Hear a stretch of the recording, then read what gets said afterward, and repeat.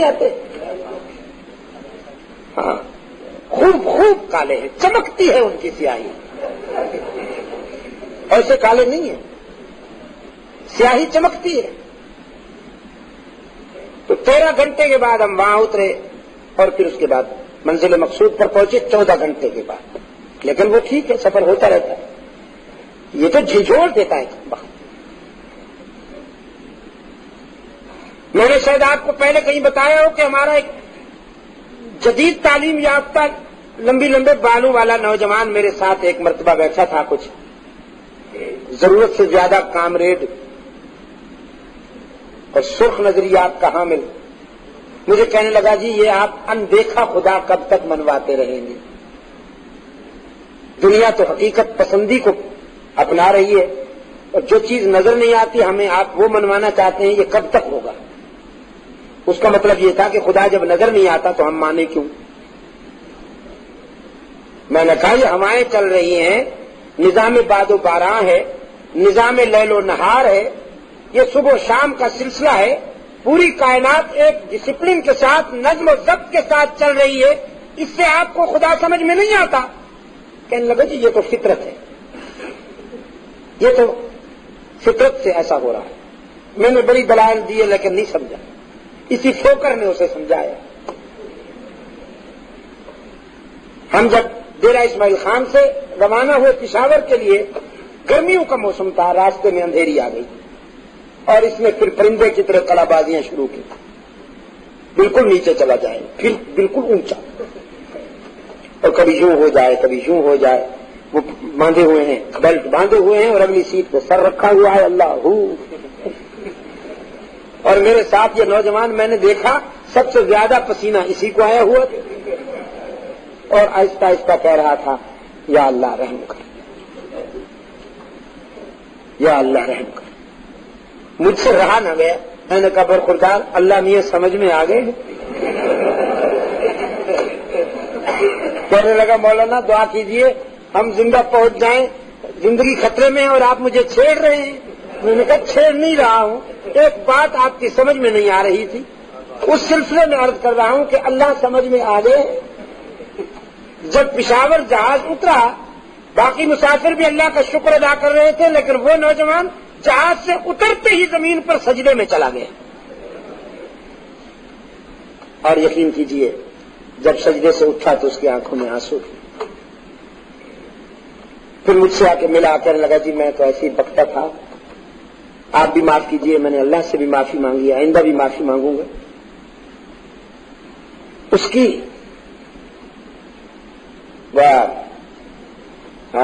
قدرتیں اور اس کی مشیتیں، کون شخص ہے جو اس کا انکار کرے؟ کائنات کا ذرہ ذرہ اس کا اقرار کرتا ہے، لیکن یار لوگ ایسے بھی ہیں کہ جو نہیں مانتے۔ آج دنیا کی آبادی میں اکثریت ان لوگوں کی ہے جو اللہ کو نہیں مانتے۔ کیا فرق پڑتا ہے؟ کوئی فرق پڑتا؟ صحابہ کرام رضوان اللہ علیہ مجمعین کو نہیں مانتے، کوئی فرق نہیں پڑتا۔ کیا فرق پڑتا ہے؟ مولوی صاحب نے بھی حضرت عثمان ابن عفان رضی اللہ تعالی عنہ کے بارے میں اس قسم کی باتیں کی ہیں۔ عثمان ابن عفان رضی اللہ تعالی عنہ کی عظمت میں کوئی فرق نہیں پڑتا، بلکہ ان کی عظمت مسلم ہو گئی ہے کہ وہ مظلوم ہے۔ تو جب کوئی عظیم ہوتا ہے تو مظلوم بھی ہوتا ہے۔ سیدہ عائشہ صدیقہ رضی اللہ تعالی عنہ جتنی عظیم ہے اس قدر مظلوم بھی ہے۔ عظیم اتنی ہے کہ اللہ کے رسول صلی اللہ علیہ وسلم کا خصوصی قرب انہیں حاصل ہے۔ سرکار دو عالم صلی اللہ علیہ وسلم نے اپنی حیات طیبہ کے آخری لمحات اپنی ازواج سے اجازت کے ساتھ سیدہ عائشہ صدیقہ رضی اللہ تعالی عنہا کے حجرے میں گزارے۔ فرمایا میری پسند ہے، میرا ذوق ہے کہ میں اپنی زندگی کے آخری لمحات حجرہ عائشہ میں گزاروں۔ اللہ نے اپنے محبوب کی پسند کو دائمی حیثیت دے دی، زندگی کے آخری لمحات بھی وہیں گزرے ہیں اور اب قیامت تک وہیں بسیرا ہو گیا۔ حضور جہاں آرام فرمائے وہ سیدہ عائشہ کا حجرہ ہے، رضی اللہ تعالی عنہا. تو میں عرض کر رہا تھا آپ کی خدمت میں عزیز دوستو کہ جو قرآن کریم ہے حضرت عیسیٰ علیہ الصلوۃ والسلام کی والدہ سیدہ مریم کی تطہیر اور پاکیزگی کے لیے اس قدر ٹھوس موقف اختیار کرتا ہے، وہ قرآن کریم اسلام کی مریم، فرزندان اسلام کی روحانی ماں، رحمت عالم صلی اللہ علیہ وسلم کی آبرو سیدہ عائشہ صدیقہ رضی اللہ تعالی عنہا کی تطہیر اور پاکیزگی کو کیسے اہمیت نہ دیتا. سورہ نور اتری، وہاں سورہ مریم اتری اور یہاں سورہ نور اتری. جناب سیدہ عائشہ صدیقہ رضی اللہ تعالی عنہ سر بسجدہ اللہ کے حضور اشک بار ہیں، اللہ کے حضور آزمائش سے گزر رہی ہیں، مشکل گھڑی سے گزر رہی ہیں. کس سے مدد مانگ رہی ہیں؟ اللہ سے مانگ رہی ہیں. وفا غلام کے دوستو اپنے آقا سے بھی مدد نہیں مانگتی، رسول اللہ صلی اللہ علیہ وسلم سے بھی مدد نہیں مانگتی. اللہ کے رسول صلی اللہ علیہ وسلم کے گھر سے تو اشکبار آئیں جب سنا کہ میرے خلاف منافقین نے پراپگنڈا کیا ہوا ہے، مہم چلا رکھی ہے، تو اشکبار آئیں. صدیق اکبر رضی اللہ تعالی عنہ کے خانوادہ صداقت میں آ کر صدیقی گھرانے کے اس کونے میں کہ جہاں تنہائی تھی، جہاں خلوت تھی، اس میں مصلی بچھایا اور اللہ کے حضور اپیل دائر کرتی. اللہ کے حضور تمام انبیاء علیہ الصلوۃ والسلام قرآن کریم کا جب اللہ آپ کو فہم عطا فرمائے گا، آپ دیکھیے از آدم تا رحمت عالم تمام انبیاء علیہ السلام اپنے دل کی بات صرف اسی سے کہتے ہیں، اللہ سے کہتے ہیں. یہاں تک کہ ابراہیم کو اسماعیل نہیں پکارتا، یہاں تک کہ یعقوب کو یوسف نہیں پکارتا کہ بھئی میرا باپ نبی ہے، میں ادھر ادھر کیوں کسی کا نام لوں، اسی سے مدد مانگ لوں. مگر کس سے مدد مانگتے ہیں اللہ کے نبی؟ اللہ ہی سے. پشاور کے روشن ضمیروں اللہ ہی سے مدد مانگتے ہیں. اور عجم کا بیمار نماز میں کہتا ہے ایاک نعبد و ایاک نستعین، اور مسجد سے نکل کے کہتا ہے بغیر داو بلا افتاد کشتی مدد کن یا معین الدین چشتی. ایسا نمک حرام ہے، ایسا جھوٹا ہے، ایسا ہر جائی ہے کمبا. نماز میں کیا کہتا ہے؟ ایاک نعبد و ایاک نستعین. ایاک نعبد و ایاک نستعین، ہم تیری ہی عبادت کرتے ہیں اور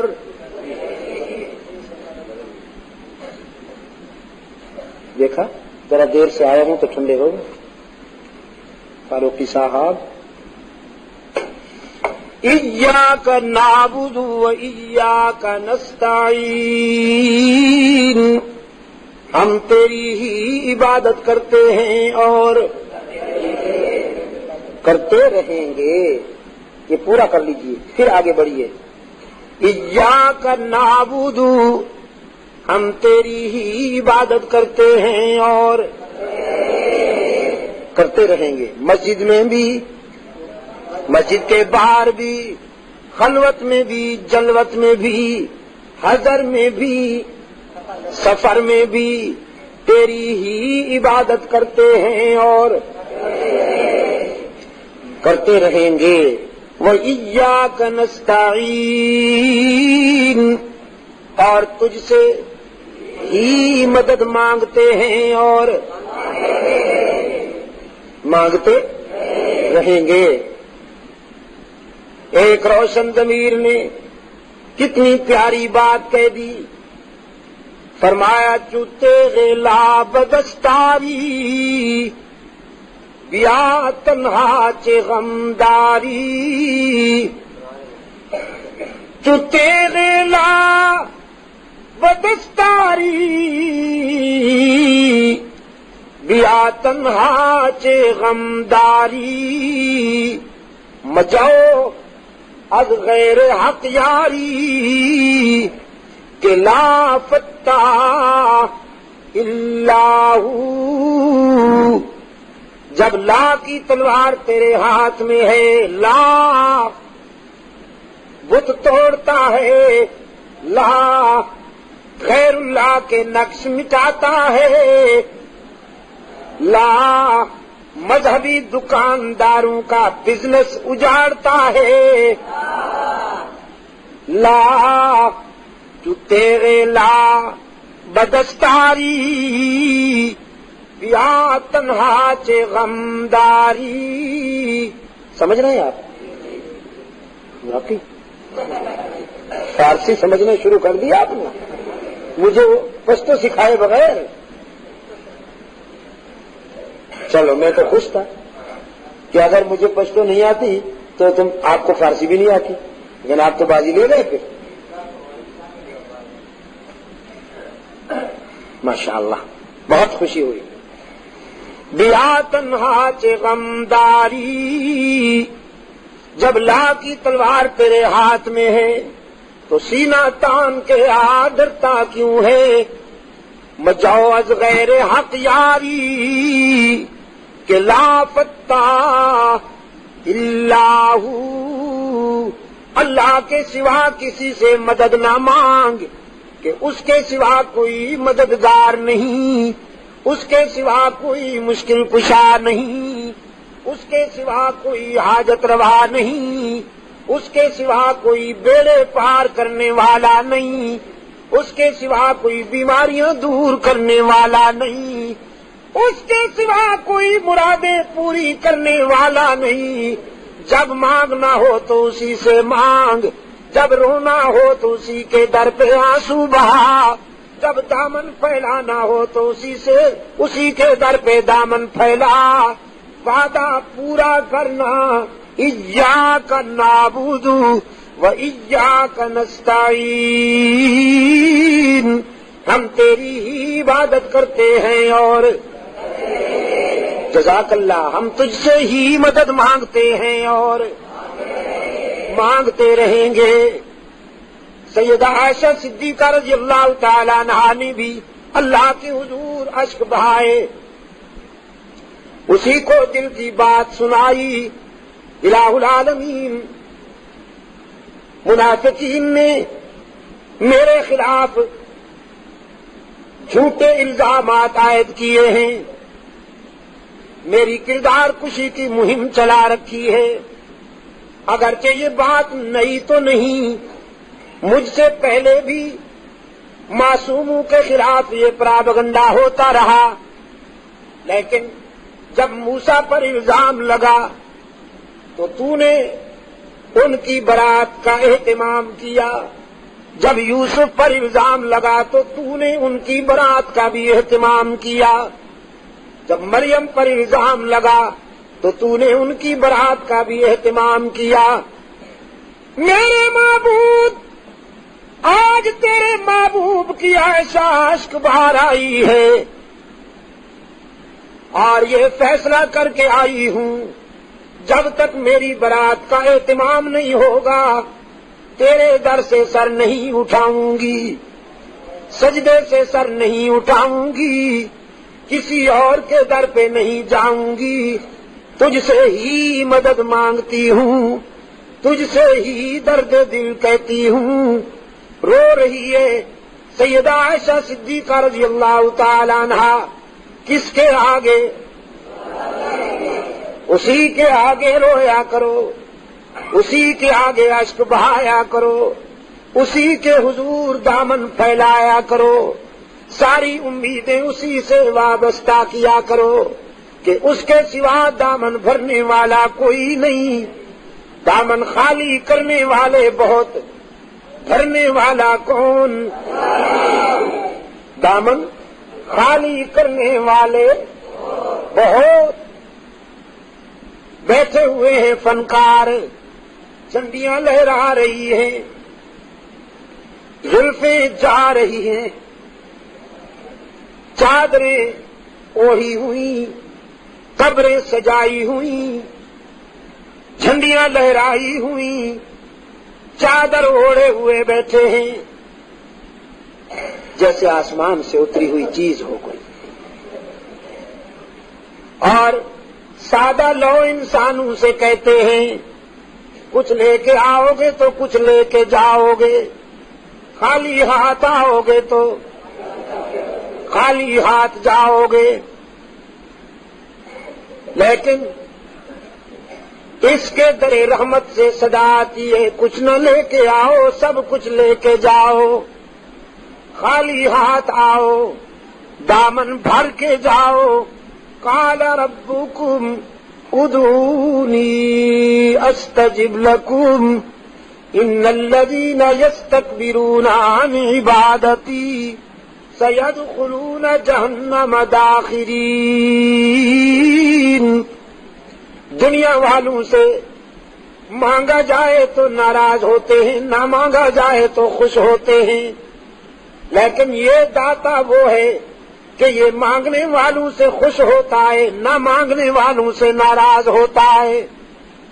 ان الذین یستکبرون عن عبادتی، یہاں مفسرین نے لکھا ہے عبادتی سے مراد ہے جو مجھے پکارنے میں گریز کرتے ہیں، کیونکہ پکارنا عبادت ہے، پکارنا پیرا مدد کر، شرک کی تس کی تس شرک کی تس، کیونکہ پکار عبادت ہے، پکار۔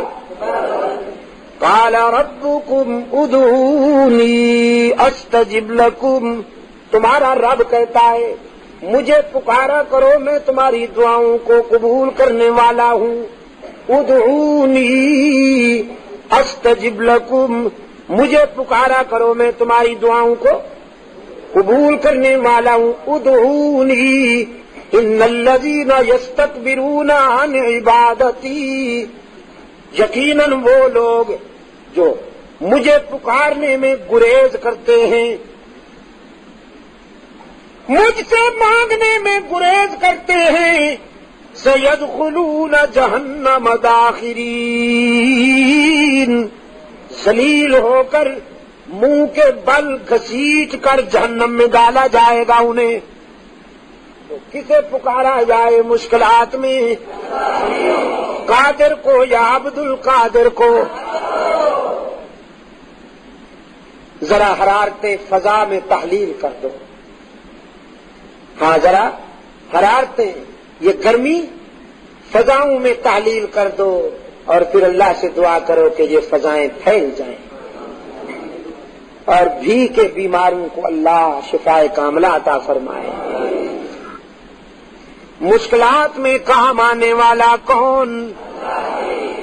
روشن ضمیر نے کہا نہ مجاؤ از غیر حق یاری کہ لا فتح اللہ یقین دانم تری عالم کہ لا مسجود اللہ